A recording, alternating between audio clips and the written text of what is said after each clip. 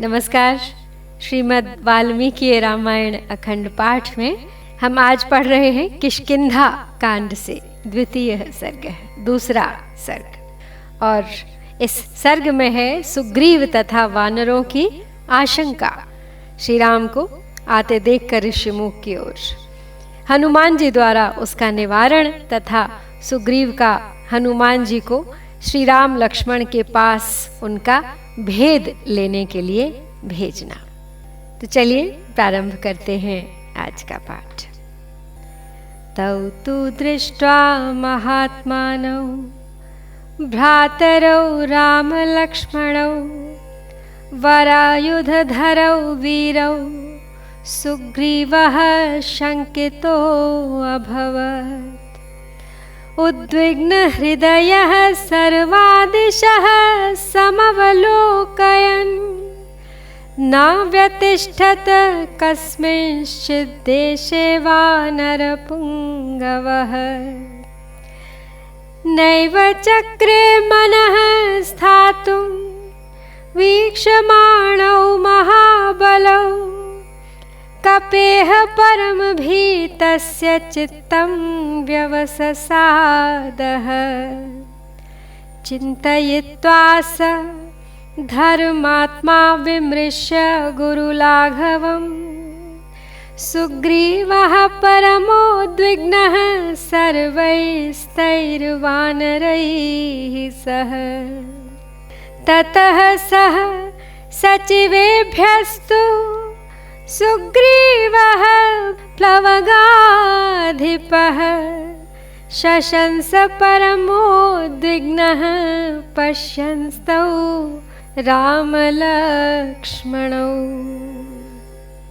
तो महात्मा श्री राम और लक्ष्मण दोनों भाइयों को श्रेष्ठ आयुध धारण किए वीर वेश में आते देख ऋषिमुख पर्वत पर बैठे हुए सुग्रीव के मन में बड़ी शंका हुई।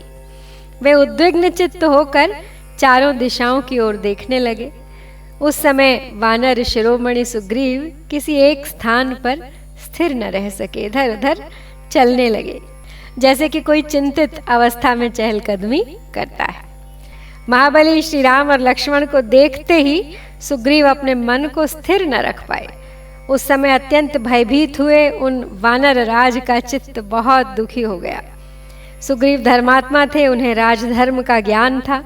उन्होंने मंत्रियों के साथ विचार कर अपनी दुर्बलता और शत्रु पक्ष की प्रबलता का निश्चय किया। तत्पश्चात वे समस्त वानरों के साथ अत्यंत उद्विग्न हो उठे। वानर राज सुग्रीव के हृदय में बड़ा उद्वेग हो गया था। वे श्री राम और लक्ष्मण की ओर देखते हुए अपने मंत्रियों से फिर कुछ इस प्रकार बोले। एतौ वनम् इदं दुर्गं वाले प्रणिहितौ ध्रुवं छद्मना चिरवसनौ प्रचरन्ता विहागतौ।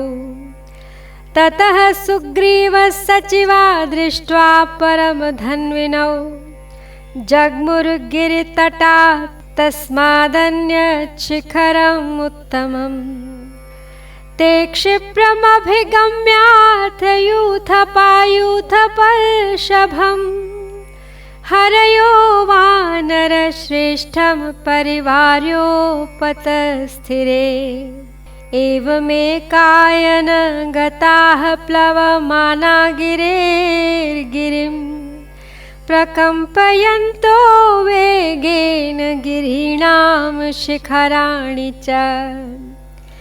ततः शाखा मृगाः सर्वे प्लवमाना महाबलाः बभञ्जुश्च नगांस्तत्र पुष्पितान् दुर्गमाश्रितान्। तो सुग्रीव को ऐसा लगा कि शायद ये दोनों वीर बाली के ही भेजे हुए हैं जो इस दुर्गम में विचरते हुए यहाँ आए हैं। और उन्हें निश्चय हो गया था लगभग इस बात का। उन्होंने छल से चीर वस्त्र धारण कर लिए हैं जिससे हम इन्हें पहचान न सकें। उधर सुग्रीव के सहायक दूसरे वानरों ने जब उन महाधनुर्धर श्री राम और लक्ष्मण को देखा तब वे उस पर्वत तट से भागकर दूसरे और ऊंचे शिखर पर जा पहुंचे। वे यूथपति वानर शीघ्रता पूर्वक जाकर यूथपतियों के सरदार वानर शिरोमणि सुग्रीव को चारों ओर से घेर कर उनके पास खड़े हो गए। तो इस तरह एक पर्वत से दूसरे पर्वत पर उछलते कूदते और अपने वेग से उन पर्वत शिखरों को प्रकंपित करते हुए वे समस्त महाबली वानर एक मार्ग पर आ गए। उन सब ने उछल कूद कर उस समय वहां दुर्गम स्थानों में स्थित हुए पुष्प शोभित बहुसंख्यक वृक्षों को भी तोड़ डाला था। आप्लवन्तो हरिवराह सर्वतस्तम महागिरिम मृग मार्जार शार्दूलान् स्त्रासयन्तो ययुस्तदा ततः सुग्रीव सचिवाः पर्वतेन्द्रे समाहिताः संगम्य कपिमुख्येन सर्वे प्राञ्जलयः स्थिताः ततस्तु भयसन्त्रस्तं वालिकिल्बिषशङ्कितम् उवाच हनुमान् वाक्यं सुग्रीवं वाक्यकोविदः सम्भ्रमस्त्यज्यतामेष सर्वैर्वालीकृते महान् मलयो वयं गिरिवरो भयं नेहास्ति वालिनः यस्मादुद्विग्नचेतास्त्वं विद्रुतो हरिपुङ्गव तं क्रूरदर्शनं क्रूरं नेह पश्यामि वालिनम्। तो उस समय चारों ओर से उस महान पर्वत पर उछल कर आते हुए वे श्रेष्ठ वानर वहां रहने वाले मृगों, बिलावों तथा व्याघ्रों को भयभीत करते हुए जा रहे थे। इस प्रकार सुग्रीव के सभी सचिव पर्वतराज ऋष्यमुख पर आ पहुंचे और एकाग्रचित्त हो उन वानर राज से मिलकर उनके सामने हाथ जोड़कर खड़े हो गए। तदनंतर वाली से बुराई की आशंका करके सुग्रीव को भयभीत देख वाक चतुर हनुमान जी बोले, आप सब लोग वाली के कारण होने वाली इस भारी घबराहट को छोड़ दीजिए। यह मलय नामक श्रेष्ठ पर्वत है, यहाँ पर वाली से कोई भय नहीं है हमें किसी को। हे वानर शिरोमणि, जिससे उद्विग्न चित्त होकर आप भागे हैं, उस क्रूर दिखाई देने वाले निर्दय वाली को मैं यहाँ नहीं देखता हूँ। मुझे यहाँ वाली की कोई चाल दिखाई नहीं देती इन दोनों को देखकर। यस्मात् तव भयं सौम्य पूर्वजात पाप कर्मणः स नेह वाली दुष्टात्मा न ते पश्याम्यहं भयम् अहो शाखा मृगत्वं ते व्यक्तमेव प्लवंगम लघुचित्ततयात्मानं न स्थापयसि यो मतौ बुद्धिविज्ञान संपन्न इंगितैः सर्वमाचर न ह्यबुद्धिं गतो राजा सर्वभूतान् शास्तिः। सुग्रीवस्तु शुभं वाक्यं श्रुत्वा सर्वं हनुमतः ततः शुभतरं वाक्यं हनुमन्तम् उवाचः। दीर्घबाहु विशालाक्षौ शरचापासिधारिणौ कस्य न स्यात् भयं दृष्ट्वा एतौ सुरसुतोपमौ। तो हनुमान आगे कहते हैं कि हे सौम्य, आपको अपने जिस पापाचारी बड़े भाई से भय है वह दुष्टात्मा बाली यहाँ नहीं आ सकता, इसलिए मुझे आपके भय का यहाँ कोई कारण दिखाई नहीं देता। आश्चर्य है कि इस समय आपने अपनी वानरोचित चपलता को ही प्रकट किया है। हे वानर प्रवर, आपका चित्त चंचल है, इसलिए आप अपने को विचार मार्ग पर स्थिर नहीं रख पाते हैं। बुद्धि और विज्ञान से संपन्न होकर आप दूसरों की चेष्टाओं के द्वारा उनका मनोभाव समझने का प्रयास करें और उसी के अनुसार सभी आवश्यक कार्य करें, क्योंकि जो राजा बुद्धि बल का आश्रय नहीं लेता वह संपूर्ण प्रजा पर शासन नहीं कर सकता। हनुमान जी के मुख से निकले हुए इन सभी श्रेष्ठ वचनों को सुनकर सुग्रीव ने उनसे बहुत ही उत्तम बात कही। फिर बोले, इन दोनों वीरों की भुजाएं लंबी और नेत्र बड़े बड़े हैं। ये धनुष बाण और तलवार धारण किए देव कुमारों के समान शोभा पा रहे हैं। इन दोनों को देखकर भला किसके मन में भय का संचार नहीं होगा। वाले प्रणिहितावेव शंकेयहं पुरुषोत्तमौ राजानो बहुमित्राश्च विश्वासो नात्र हि क्षमः अरयश्च मनुष्येण विज्ञेयाश्छद्मचारिणः विश्वस्ता नाम विश्वस्ताश्छिद्रेषु प्रहरन्त्यपि कृत्येषु वाली मेधावी राजानो बहुदर्शिनः भवन्ति परहन्तारस्ते ज्ञेयाः प्राकृतैर्नरैः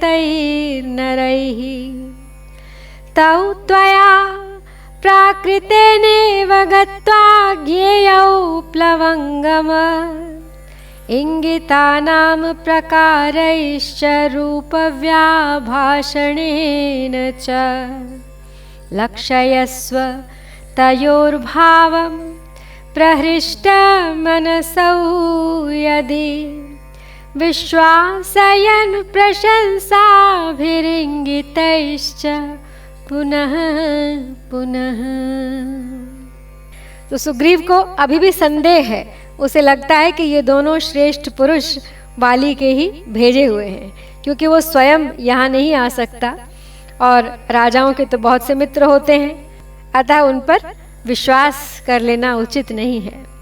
प्राणी मात्र को छद्म वेश में विचरने वाले शत्रुओं को विशेष रूप से पहचानने की चेष्टा करनी चाहिए, क्योंकि वे दूसरों पर अपना विश्वास जमा लेते हैं परंतु स्वयं किसी का विश्वास नहीं करते और अवसर पाते ही उन विश्वासी पुरुषों पर ही प्रहार कर बैठते हैं।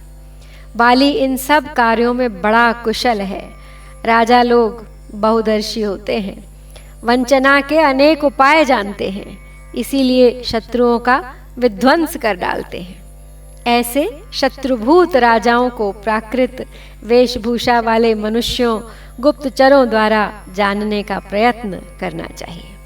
अतः हे कपिश्रेष्ठ, हे हनुमान, तुम भी एक साधारण पुरुष की भांति यहाँ से जाओ और उनकी चेष्टाओं से, रूप से तथा बातचीत के तौर तरीकों से उन दोनों का यथार्थ परिचय प्राप्त करो। उनके मनोभावों को समझो।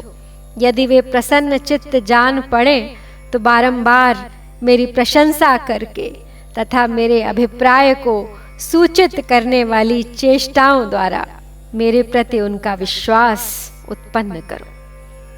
ममैवाभिमुखं स्थित्वा पृच्छ त्वं हरिपुंगव प्रयोजनं प्रवेशस्य वनस्यास्य धनुर्धरौ शुद्धात्मानौ यदि त्वेतौ जानीहि त्वं प्लवंगम व्याभाषितैर्वा रूपैर्वा विज्ञेया दुष्टतानयोः।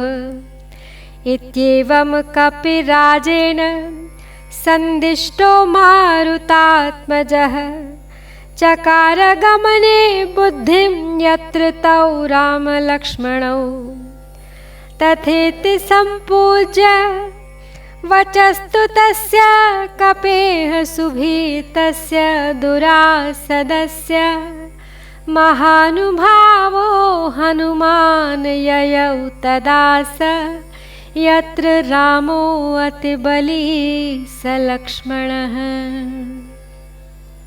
तो सुग्रीव हनुमान को आगे हिदायत देते हुए कहते हैं कि हे वानर शिरोमणे, तुम मेरी ही ओर मुंह करके खड़े होना और उन धनुर्धर वीरों से इस वन में प्रवेश करने का कारण पूछना।